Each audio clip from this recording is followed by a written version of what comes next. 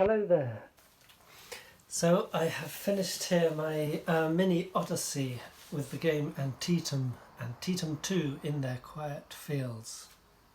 And I actually called the game at 2:30. In effect, McClellan called it off. He became too nervous at how hard he was pressing the Confederate forces, although a complete victory was within his grasp. So typically, he threw away victory in the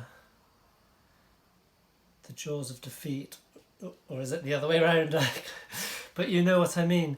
And I think it's wonderful the way this game has modelled that, because essentially as McClellan I pushed hard, a lot harder than historically McClellan did. What that has meant is that although Burnside only just crossed the bridge here, so we've got the Antietam Creek here, here's the Potomac, and here's Sharpsburg. Now, there's a high ground here where most of the fighting went on. You've got the cornfield, Dunker Church, east and west woods up there. And then you've also got over here, these are the retreat routes for the Confederates. So they don't want to go that way, they need to retreat that way. So as McClellan, what I managed to achieve was Burnside went across here and stopped himself. Not under McClellan's orders, but he took that upon himself. So McClellan ordered Sykes with Porter with the 5th Corps over here, and Porter has managed to push all the way back. He's threatening the rear of the Confederates, and so between those two corps, they can pretty much do it. There's 3 divisions and a heavy cavalry brigade standing them off, but for the last hour or two has been a what do you call it,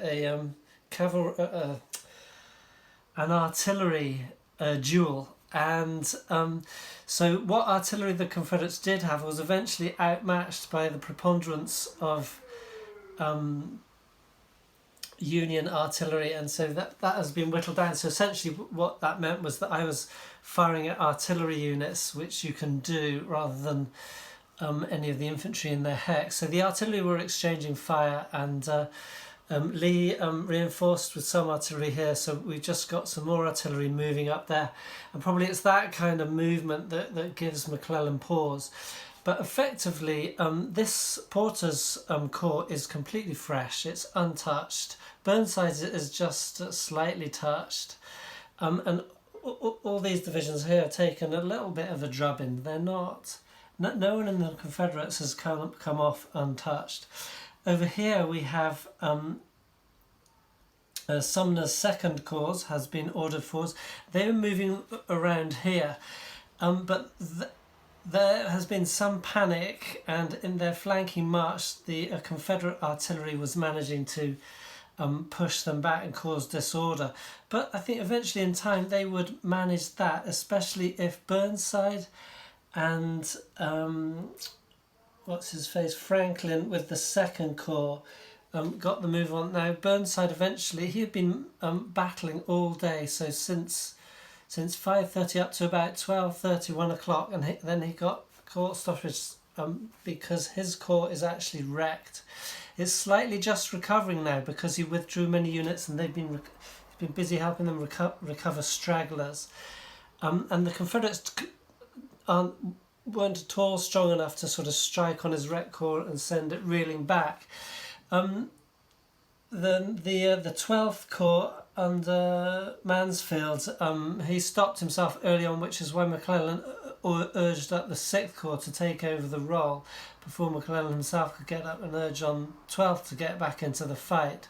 So you've actually got 1 wrecked corps and 2 completely fresh corps, almost completely fresh corps there. Another fresh corps here, another fresh corps here, a slightly hit corps here, against a lot of more divisions. There's no actual single corps, well there's 2 total corps with many divisions each here, and the Confederates were holding on to the westwards right up till about an hour ago, till about 1 p.m. It's now, I was just about to start 2:30, and they withdrew, so they weren't Hooker had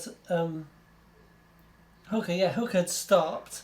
He's halted his first corps, but the Confederates just took that opportunity to retreat and build up their second line of defence here. So essentially, the Union have taken the high ground. They've crossed the Antietam, so their whole army is across the Antietam successfully. They're taking a bit of a battering, trying to flank the sunken road here with Longstreet in command, but they're moving on Anderson and co over here, D.R. Jones and co, threatening them with 3 divisions there with 2 whole corps.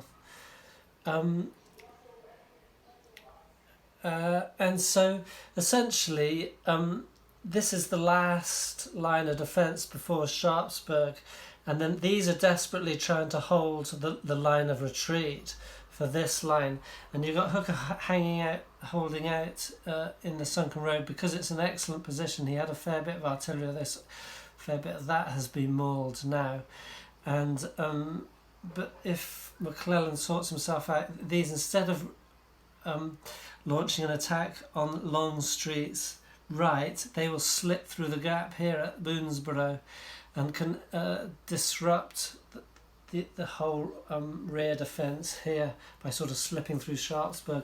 That would cause a complete general retreat of the Confederates. So in game's terms, what it meant was I did what is completely possible to do in game's terms. I let McClellan issue a lot of orders and drive his army quite hard. Even though they're very slow in picking up their orders, they don't have quite the same activity and initiative as Longstreet and Jackson, who are Lee's subordinates on the Confederate side. But still, the whole army has got moving. But in the terms of in the game system, that's perfectly possible. But in the terms of the scenario, you're severely hampered for that. So the upshot of it is that at this point of the day, at 2 p.m, the Union are standing at 8,700 casualties and the Confederate at 6,800. So Union are taking a bit more of a battering, but you would expect that on the attack. And they can afford to take more. So in terms of victory points, what that translates to is only 10 victory points for the Confederates for losses, and 20 for the Union. So the Confederates cannot afford the losses the way the Union can. So already the Union are ahead in victory points by 10 there. Then they gain 15 victory points for holding all the positions they have. So the westwards, the eastwards, Dunkerchurch, Burnside's Bridge. There might be one or two, or one other point.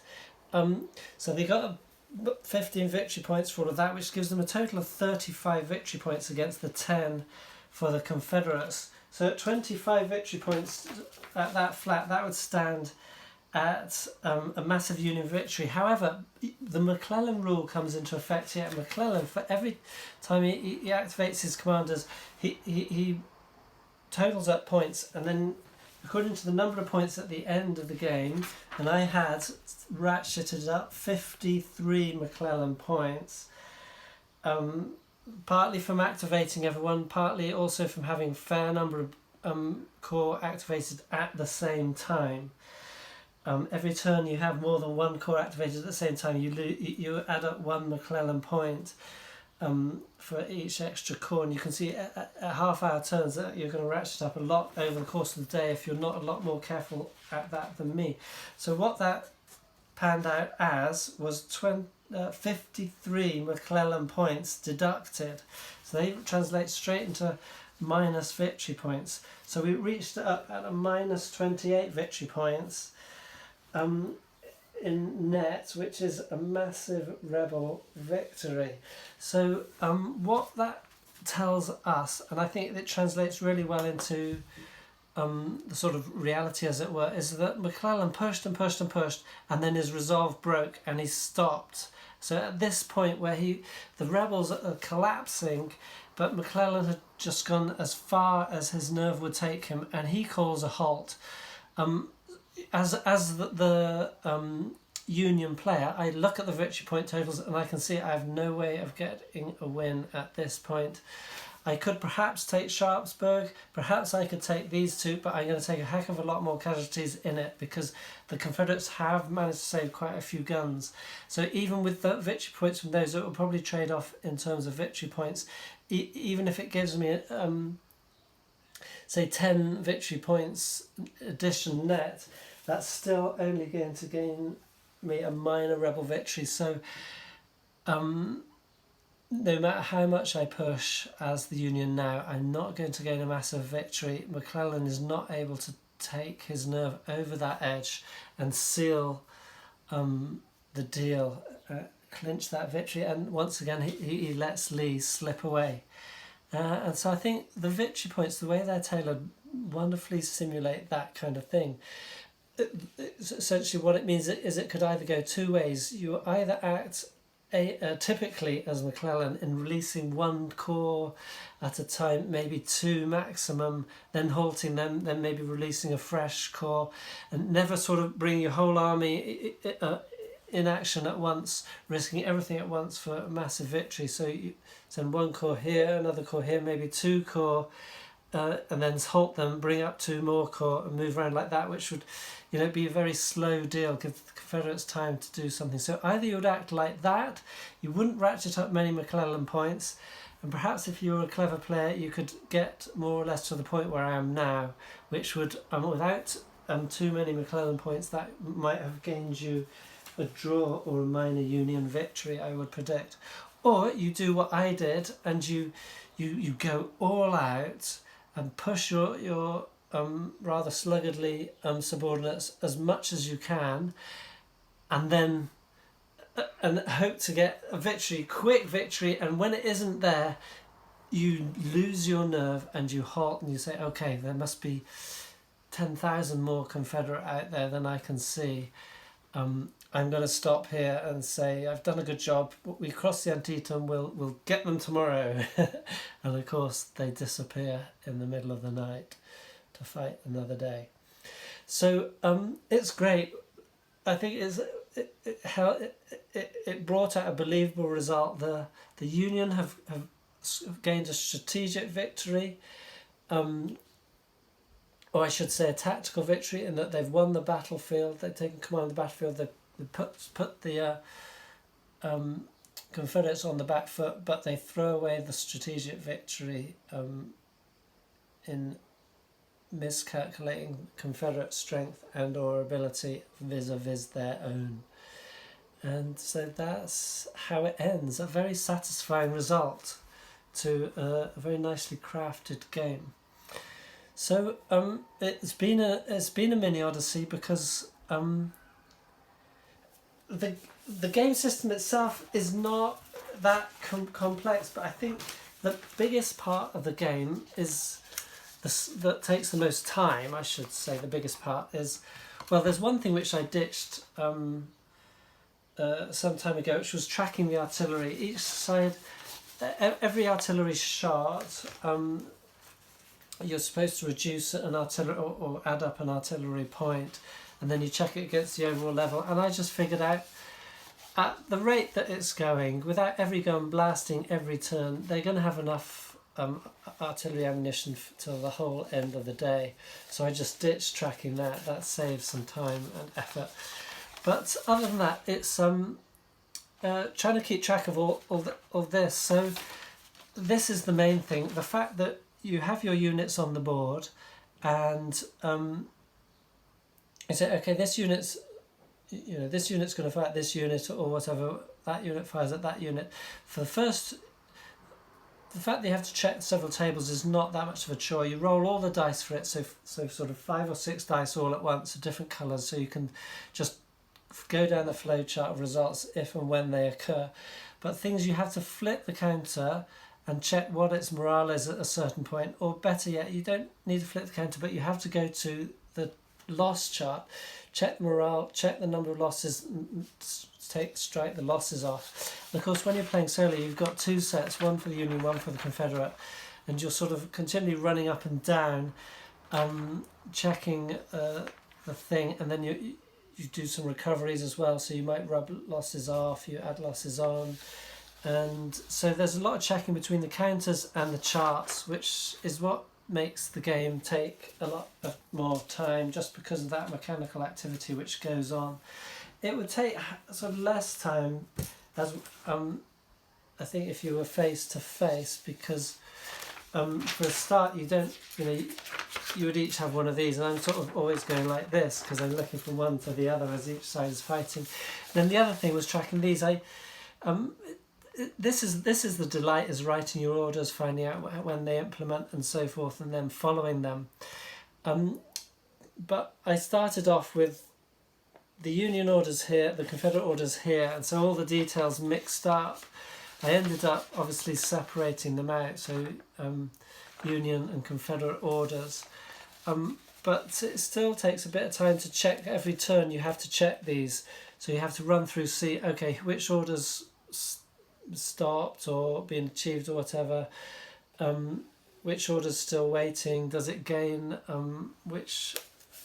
what we calculate a new order possibility, and so forth.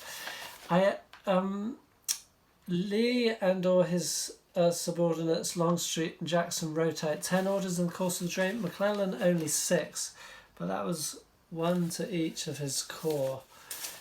So that took a bit of time just keeping track of that, but also it's the old hazard of any game that takes more than an evening. You come back to it the next evening and you've kind of forgotten where you were, and you have to check everything again, which always adds more time. So I think the longer a game takes, the more time it takes, in the sense that if you play it in an evening, you check the rules, you remember the rules that evening, and it's over. But if it takes 2 evenings, there's not just 2 evenings of play, but then you also have to add on the second evening the time for relearning the rules, which you'd already spent time learning on the first evening. So that kind of thing happens, not just relearning the rules, but checking where you were and so forth.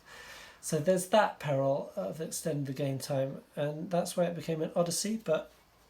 And I flagged in the middle of it. I took a break for a couple of weeks, played some other games, but I'm really glad I came back to it. I really enjoyed the finish, and I'm just sorry for McClellan that he brought himself to this point and couldn't take it any further. Sharpsburg was in his grasp. The rear of the Confederate army was in his grasp, and he just didn't know it. Didn't feel he could do it. So there we go. And on the back of this one, I bought the same series, the original Gettysburg game. So what's the name of that one again? Oh, I can't remember. But anyway, it's a Gettysburg. I bought the original version because it was a lot cheaper than sort of 120 euros for the prettified second edition, but it'll do me fine, and I will really look forward to playing out Gettysburg with this system. I think that before that I'm actually going to go to 3 days of Gettysburg, which is Berg's Great Battles of the American Civil War system. I just bought as a PDF and downloaded The Devils to Pay, which is Herman Luttmann's blind sword system on the first day of Gettysburg. So it's a small game that maps about this big, a quarter of this size. Reasonably fast playing. You don't have loss sheets to check and so forth like this, but just not very satisfying for me. It's kind of like, it's a chip pull system, and many people like that, and I think they like it because it's quick and simple, and it just means a lot of unexpected things happening, so you're always kind of engaged, like, oh, that's strange. But to me, that kind of chip pull system, there's people say, oh, it's more realistic than straight I go, you go, where I move all my army, you move all your army. With the chip pull system, you might know more or less who's going to get a go in that turn, but you don't know in what order and so forth. And that's probably a lot more realistic in that sense. But in another way, I find it really unsatisfying because perhaps because of the realism, in the sense that the game system plays you somewhat. You have the sort of overall control. Like, you might say, okay, I'm going to move this core, that core, and that. I ordered this core and that core and that core. So you throw those core chits in, but then the chaos of battle takes over, and you don't know who's exactly going to move on first, and so forth. And so once you've thrown the chits in the cup, you just are responding to the chaos of battle, what the chit pull is.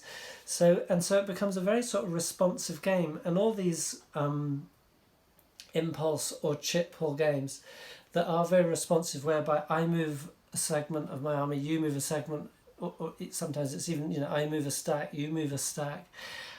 I just find uninteresting to me, in the sense that I'm just responding to immediately what happened. And although I might have a sort of meta overview of my plan and have to follow that through over a number of turns, it's just, I don't act well in that meta overview. I prefer to act in this turn. I move like this. So I think what it means, I like more, it's more, what's it more like? I'm trying to think of a sort of a classic game it's more like than another.